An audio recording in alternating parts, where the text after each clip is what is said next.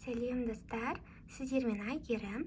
Бүгін біз сіздермен дәмі ерекше әрі балаларыңызға сөзсіз ұнайтын тіске басар дайындайтын боламыз. Жасалу жолы өте оңай, сондықтан міндетті түрде жасап көріңіздер. 5 минут қана уақыттарыңыз кетеді. Ол үшін ең алдымен шұжықтарды сыртынан тазалап аламыз.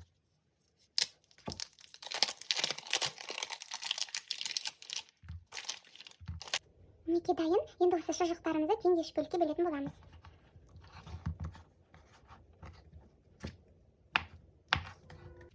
Енді бізге картоп қажет. Картошкаларымызды жалпағынан жұқа етіп турап алатын боламыз. Мінекей картошкаларымызды жұқалап турап алдық.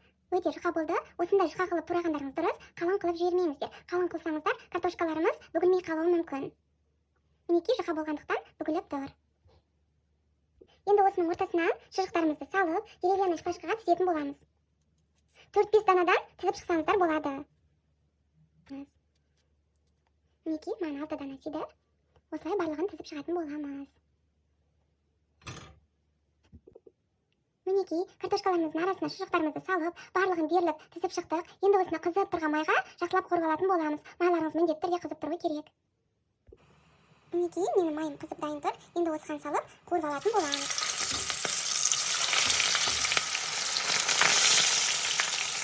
Шанышқыны көмегін пайдаланамыз осылай. Осылай 7-8 минут алды-артын қуырып алатын боламыз. Мінекей, осындай шанышқыны көмегімен екінші бетіне аударып, екінші бетінде 2 минут пісіріп алатын боламыз. Мінекей, барлығын жақсылап қуырып алдым. Осының бетіне мен майда күштен өткізілген ірімшігімізді сеуіп қойдым. Ірімшігіміз езіліп, жеген кезде өте дәмді болады. Немесе сырный соус қолдансаңыз да өте дәмді болып шығады. Мінекей достар, біздің дәмді тіске басарларымыз дайын болды. Өте дәмді болып шықты. Міндетті түрде жасап көріңіздер. Ас болсын.